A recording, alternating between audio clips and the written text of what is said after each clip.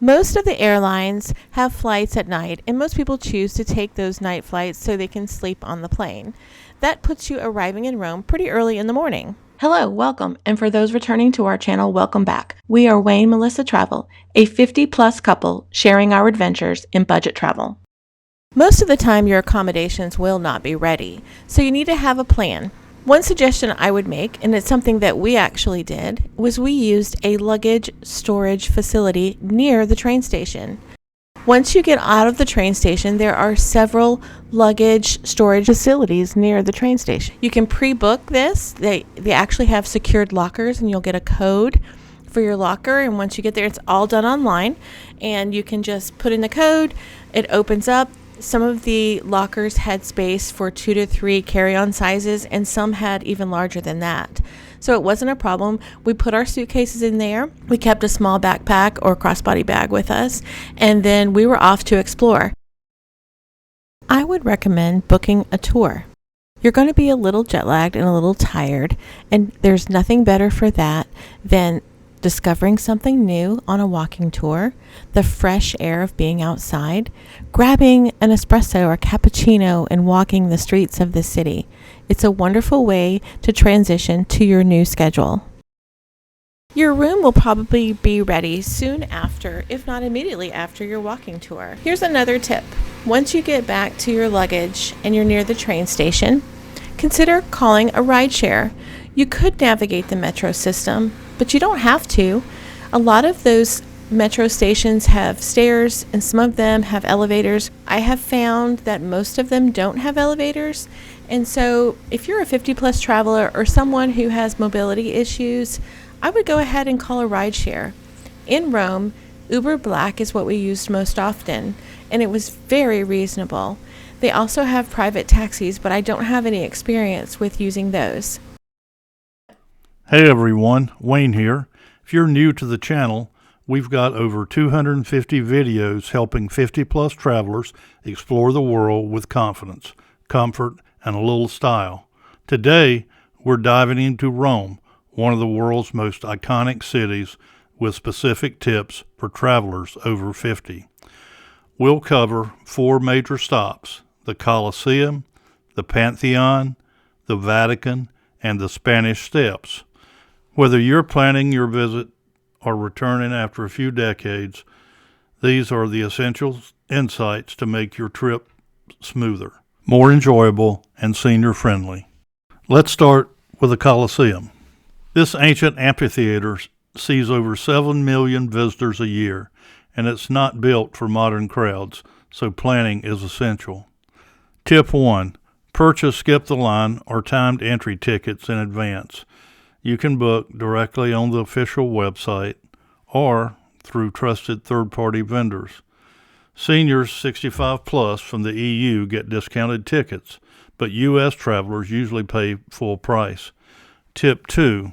Look for small group or accessible tours. Some tours are specifically designed for travelers with mobility concerns and offer elevator access to upper levels, which are otherwise accessible only by stairs. Tip 3. Bring walking shoes with a grip, a brimmed hat, a refillable water bottle. There are ancient fountains in the area that still provide drinkable water. Tip 4. Combine with the Roman Forum and Palatine Hill only if you have the stamina. These are part of the same ticket, but they involve a lot of uneven walking and elevation changes. Consider viewing the Forum from street level if that's a concern. We chose to book our tickets through a tour guide, and it was an absolutely the right decision. As you know, we like tours, we like a guide. They can give you so much more information and make the tour so much more valuable and informative and just so much more enjoyable. Next is the Pantheon, and it's one of Rome's most accessible monuments, and it's right in the center of town. Tip 1, as of 2023, there's a small entrance fee with time entry tickets required. These can be booked online or via an app. Go early or in the late afternoon for fewer crowds. Tip 2, there's a very limited seating inside, and you may be standing for 15-20 minutes. If you need to rest, bring a collapsible cane seat It's discreet and helpful. Tip 3. Don't miss the details. The oculus and the dome, the original Roman flooring, and the tombs of famous figures like Raphael, the artist, not the Ninja Turtle. The thing I loved about the Pantheon is it was the thing, of all the things we toured, it was the closest thing to its original, the way it was originally built.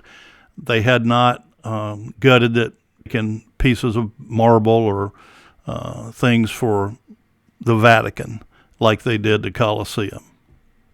And I guess the main reason is they turned it into a church. Next, we have the Spanish Steps. They are visually stunning, but not ideal for long sits or steep climbs, especially for senior travelers. Tip 1, you can't sit on the steps. As of recent regulation, sitting is prohibited and enforced by local police.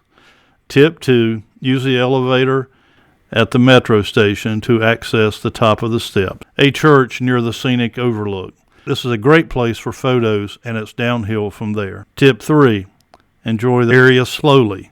This is a great zone for window shopping or relaxing at cafes. There are many high-end shops and shaded sidewalks, and it's perfect for just taking it easy. Tip 4, plan this visit in the early morning or just before sunset. The lighting is beautiful, and the crowds are thinner. Tip 1, book a guided early access tour. This lets you enter the museum before the general public and reduces wait times. Look for hours that specifically mention senior-friendly pacing. Tip 2, bring water and be prepared for long indoor walks. The Vatican Museums route is around 2 miles from start to finish, with limited places to sit. Tip 3, the Sistine Chapel is standing room only unless you grab a bench on the edge. There's no pictures, no video, and security keeps people moving. So you take your time before entering if you're feeling tired. Bonus tip here, very important. Once you exit the Sistine Chapel, you cannot return and go to any of the museums. Tip 4, St. Peter's Basilica is free, but there's a security line. Go before 8 a.m. to avoid crowds. Once inside, you'll find plenty of space and some seating. The Pietà by Michelangelo is a highlight, as is the climb or elevator ride to the dome. Just a note about accessibility. The Vatican Museums are wheelchair accessible with advance notice, and rental chairs are available on site with ID. There are elevators, but you may need staff assistance. Rome can be physically demanding, but with the right planning, it's incredibly rewarding for 50-plus travelers. Here's a quick recap. Book skip-the-line early access tickets for major sites. Look for senior-friendly or mobility-conscious tours. Travel early in the day to beat the heat and the crowds. Use elevators and accessible routes whenever possible. Take breaks often. Rome's rhythm is meant to be enjoyed slowly. And finally, if you're over 50, you're not too late to see the world. You're just in time. If you found this video helpful, give it a thumbs up, subscribe for more than 50-plus travel tips, and let me know in the comments what you want to see next. Safe travel, and I'll see you in the next one. We appreciate you sticking with us to the end of this video. We share travel tips, packing videos, and tools for navigating the Points and Miles ecosystem. If this interests you, don't forget to subscribe to our channel so you don't miss out. Have a great day, and we will see you next time.